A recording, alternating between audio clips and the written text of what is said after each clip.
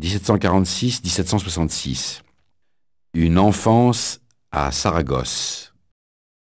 Francisco de Goya y Lucientes vient au monde le 30 mars 1746, à Fuendetodos, un petit village de l'Aragon situé à une cinquantaine de kilomètres de Saragosse. Son père, José Goya, est maître d'horreur. Quelques années plus tard, la famille Goya quitte Fuendetodos pour la grande ville de Saragosse, où le père possède un modeste atelier d'horreur. Vers 13 ans, Francisco étudie la peinture à l'Académie de Saragosse sous la direction du peintre José Luzán. L'élève est ambitieux. 4 ans plus tard, en 1763, il participe à un concours pour obtenir une bourse d'études à l'Académie royale de Madrid, mais n'obtient pas une seule voix. Une deuxième tentative, en 1766, se solde par un nouvel échec, encore plus cuisant que le premier. Sa peinture est-elle en cause, ou bien doit-il son insuccès à ses origines modestes? 1766-1773. Un turbulent jeune homme. Francisco Goya a 20 ans. Grand, vigoureux, turbulent, il aime les courses de taureaux, la chasse, les fêtes populaires et la bagarre. Il habite maintenant Madrid, où il fréquente l'école de dessin de Francisco Bailleu. Originaire comme Goya de Saragosse, Bailleu est adulé par la cour d'Espagne. En avril 1771, le jeune Goya est à Rome et étudie la technique de la fresque. La même année, il participe à un concours de l'Académie des Beaux-Arts de Parme. Il obtient 6 voix, mais toujours pas de prix. Sa facture fougueuse choque encore les académiciens. C'est pourtant auréolé du prestige de son voyage d'études en Italie que Goya rentre en Espagne, où il obtient plusieurs commandes. Les portes s'ouvrent désormais d'autant plus grandes qu'en 1773, le jeune peintre de 27 ans épouse Josefa, dite Pepa, la sœur de Francisco Bailleu. 1774-1779. L'Ascension.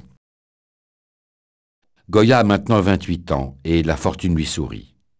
Il vit de nouveau à Saragosse et dépense avec plaisir et ostentation l'argent gagné à la sueur de ses pinceaux. Il achète du vin, du chocolat, des robes pour Pepa, des chiens pour la chasse, assiste à des corridas, fréquente des toreros. En 1774, grâce aux recommandations de Bailleu, il reçoit sa première commande de la cour. Des cartons pour la manufacture royale de tapisserie. Le 22 janvier 1777, Pepa met au monde un garçon. Hélas, le bébé meurt peu de temps après. De tous les enfants à venir du couple, seul Javier, né en janvier 1785, survivra. En 1779, Goya, sûr de son talent, postule pour obtenir la place de peintre de la Chambre, mais la cour lui refuse le poste. Dépité, Goya se tourne vers l'Académie de San Fernando, où il est élu le 7 juillet 1780. 1780-1788. Brouille et reconnaissance. À la fin de l'année 1780, Goya reçoit, grâce à Francisco Bailleu, une commande grandiose pour la basilique Notre-Dame du Pilar de Saragosse. Pour l'Aragonais, c'est un rêve de jeunesse qui se réalise. Mais la collaboration tourne mal. Goya, trop audacieux, trop moderne pour Bailleu et le chanoine du Pilar, est obligé de recommencer son travail.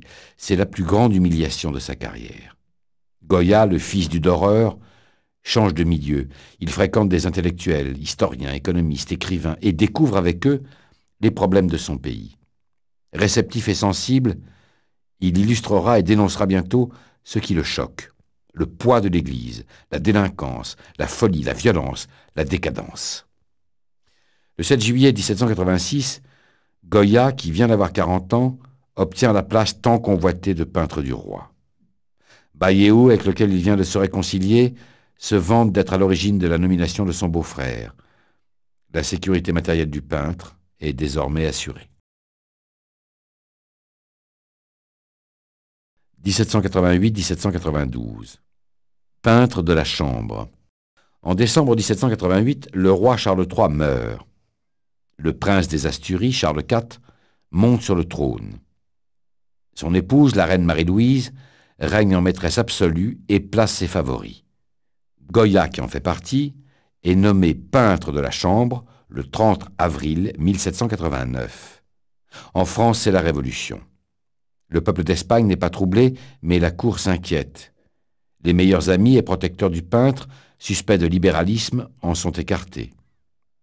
Dans l'incertitude de l'avenir, le roi suspend ses commandes de tapisserie. À la fin de l'année 1792, Goya quitte Madrid pour l'Andalousie, sans en avertir l'administration royale, pour faire le portrait d'un riche marchand de Cadix. Arrivé à destination, il tombe gravement malade.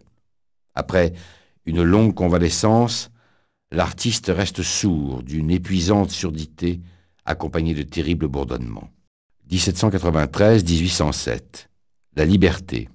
Goya est physiquement diminué, mais puise dans sa souffrance physique un renouveau de créativité.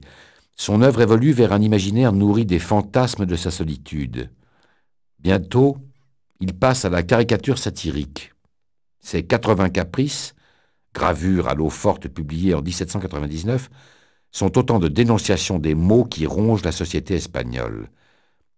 Pour gagner sa vie, Goya continue d'exécuter un grand nombre d'œuvres de commande, peintures religieuses, portraits de cour, portraits d'amis ou de protecteurs. En 1795, il reçoit commande d'un portrait de la duchesse d'Albe. Cette jeune femme de 33 ans à la beauté troublante et à la conduite scandaleuse est l'une des dames les plus en vue de la cour. Goya tombe follement amoureux. La passion fut-elle partagée? Jusqu'à la mort de la duchesse en 1802, le peintre restera fasciné par cette femme autoritaire et sensuelle dont il peindra toute une série de portraits. 1808-1811. Dans la tourmente. En mars 1808, la monarchie espagnole, affaiblie par la corruption et le jeu des intrigues internationales, s'effondre. Napoléon chasse les Bourbons du trône et remplace Charles IV par son propre frère Joseph. Le 2 mai, Madrid et à sa suite tout le pays se soulèvent contre l'envahisseur français. 6 années de guerre, de famine et de misère s'ensuivront. Goya, qui a 62 ans au début de la tourmente et n'a pas l'intention de mettre en péril une position acquise par 30 années de labeur, parvient à concilier le camp des patriotes et celui des envahisseurs.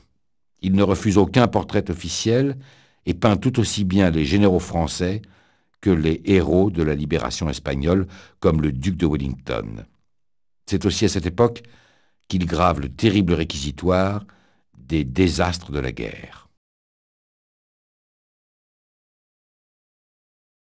1812-1828. L'exil et la mort. En 1812, Josefa Bayeu, l'épouse de Goya, s'éteint à l'âge de 65 ans. La même année, Ferdinand VII rentre à Madrid. Un immense espoir de paix et de justice s'empare du pays. Malheureusement, le nouveau roi fait régner la terreur. Goya, qui a pris ses pinceaux pour dénoncer le retour des monstres de l'oppression, échappe de peu à l'épuration. En 1819, lassé de la vie urbaine, le peintre achète une propriété non loin de Madrid, la Maison du Sourd. Il en décore les murs de fresques sombres et tragiques, les peintures noires. En 1824, las de lutter contre la répression, Goya prend le chemin de l'exil et s'installe à Bordeaux avec sa maîtresse, Leocadia Zorrilla de Vez. Il meurt le 16 avril 1828 dans sa maison de Bordeaux, à l'âge de 82 ans. Aujourd'hui, ses cendres reposent dans l'église San Antonio de la Florida, sous la protection des anges, qu'il y a lui-même peint.